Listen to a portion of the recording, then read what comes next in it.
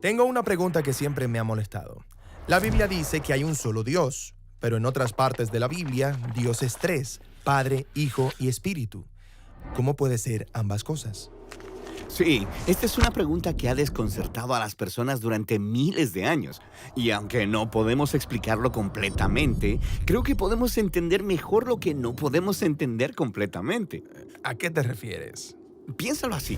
Aquí hay un plano bidimensional y aquí hay un objeto de 3 dimensiones que pasará a través del plano 2D. Ok, está bien. Desde esta perspectiva, el objeto 3D está arriba y abajo del plano. Ahora tiene sentido. Pero imagina que eres una persona 2D atrapada en el plano 2D. ¿Qué es lo que verías? No lo sé. ¿Qué es lo que vería? Bueno, se vería así. Oh, sí, ok. Desde esta perspectiva parece imposible. Es un objeto, luego dos objetos y luego tres. Pero en realidad todos son uno, solo que no de una manera en que puedes entenderlo. Ahora, tomemos esto como una analogía visual de cómo experimentamos a Dios. La Biblia dice que Dios es trascendente, un ser divino a través de quien vivimos, nos movemos y existimos. O como dice Dios, yo soy. Está bien, pero yo vivo aquí en este universo, así que cuando Dios aparece tendrá sentido en algunas maneras, pero en otras maneras romperá mis categorías. Exactamente. Esto sucede todo el tiempo cuando las personas se encuentran con el Dios de la Biblia. Así que observemos primero cómo sucede esto en las escrituras hebreas. A través de las escrituras hebreas, Dios aparece de maneras complicadas que no encajan completamente con nuestras categorías. Una manera común en la que esto sucede es con los atributos de Dios. Un atributo es una manera de describir cómo es algo. Por ejemplo, una pelota de fútbol es redonda o Dios es sabio. Sí, genial. Tomemos la sabiduría de Dios.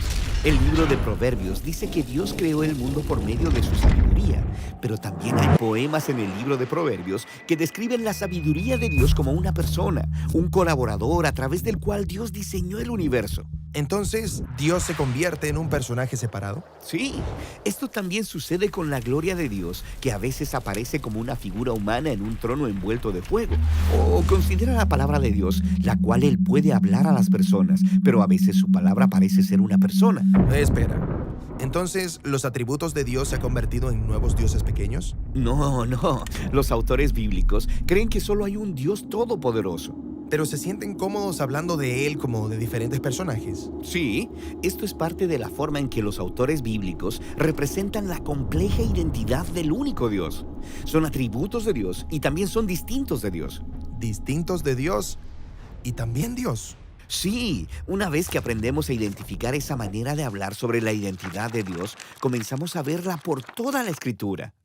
De hecho, la encuentras en las primeras oraciones de la Biblia que mencionan al Espíritu de Dios.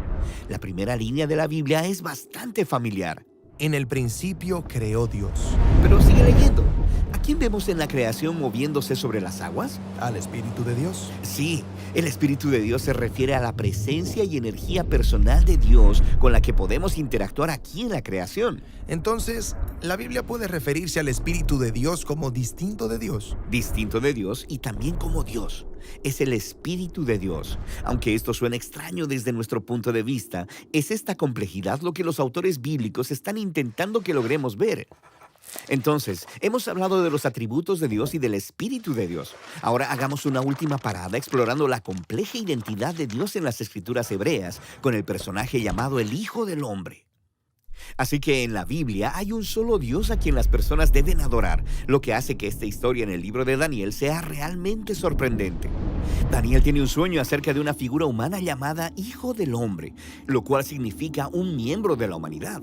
Y Daniel sueña sobre este humano siendo levantado en una nube y luego aún más alto.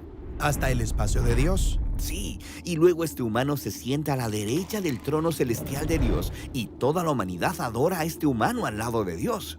¿Un humano donde esperamos ver a Dios? Sí, este humano es parte de la identidad de Dios. Esta visión trata sobre la esperanza culminante de toda la historia bíblica. Dios y la humanidad se hacen uno para poder gobernar el mundo, juntos como uno. Entonces, el Hijo del Hombre es distinto de Dios y es también Dios. Exactamente. Entonces piensa en todo lo que hemos observado.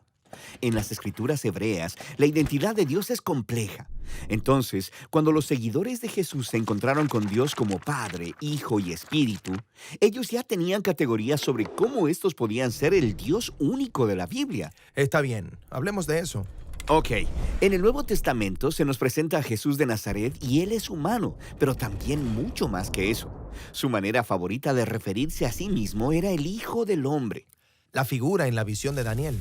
Y se dice que este Dios complejo se hizo humano para unir a otros humanos con Dios. Ok, entonces los evangelios describen a Jesús como completamente humano. Y también como Yahweh, el Dios de Israel. Jesús iba diciendo y haciendo cosas que solo Yahweh puede hacer, como perdonar pecados o calmar aguas tormentosas. Entonces, ¿están diciendo que Jesús es un humano distinto de Dios y también Dios? Sí, eso podría sonar como una locura, a menos que hayas estado leyendo las escrituras hebreas que te prepararon para eso. Y luego mira esto. Los primeros seguidores de Jesús, los apóstoles, hablaron de su identidad utilizando el lenguaje de los atributos de Dios. Llamaron a Jesús la gloria de Dios, o el apóstol Pablo que llamó a Jesús la sabiduría de Dios, o Juan que inicia su evangelio llamando a Jesús la palabra de Dios a través de la cual el mundo fue creado. Y luego él dice, la palabra de Dios estaba con Dios y era Dios. Ok, ya entiendo lo que están haciendo y hace que me duela la cabeza. Totalmente. Y si quieres que la cabeza te dé más vueltas, considera esto. Jesús, quien es descrito como Dios hecho humano, hablaría con Dios como una persona distinta. Y cuando lo hacía, le llamaba Padre. Cuando Jesús hablaba acerca de Dios, no estaba refiriéndose a una energía o a una fuerza abstracta. Él estaba hablando de un ser personal con el que te puedes relacionar. Hay muchas imágenes personales de Dios en la Biblia: gobernante, creador, juez. Pero Jesús consistentemente se refirió a Dios como mi Padre. Jesús experimentó a Dios como una fuente de amor infinito. Él dijo, mi Padre me ha amado desde antes de la fundación del mundo. Aparentemente Jesús conoció al Padre como un ser eternamente centrado en los demás y como dador de vida. Sí, como en la historia del bautismo de Jesús, cuando el Padre dice desde el cielo, este es mi Hijo amado. Y luego sigue leyendo. En esa historia, la persona que trae el mensaje de amor del Padre al Hijo es el Espíritu de Dios. Hemos hablado ya acerca del Espíritu de Dios. Aquí en la creación, es a través del Espíritu que interactuamos con lo divino.